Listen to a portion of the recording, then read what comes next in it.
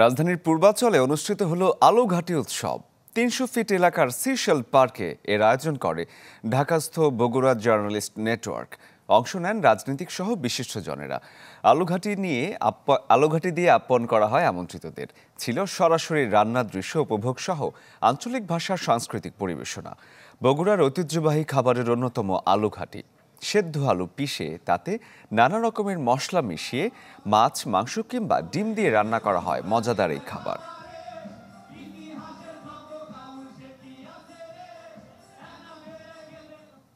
দইটা বগুড়ার ঐতিহ্যবাহী একটি খাবার, বাট এর সঙ্গে আরও চমৎকার একটি আয়োজন যে আছে খাবার, সেটা হচ্ছে আলুঘাটি। সেটা আসলে অনেকেরই জানা নাই। এই আয়োজনের পরবর্তীতে আরো বড় বড় আকারে এটা করতে চাই। বগুড়া জার্নালিস্ট নেটওয়ার্কের মাধ্যমে আমরা বগুড়ার বিভিন্ন কিছু আরও মানুষের কাছে তুলে ধরতে এবং কানেক্টিভিটিটা ডেভেলপ করার জন্য বিভিন্ন শ্রেণী পেশার মানুষ এখানে আছে।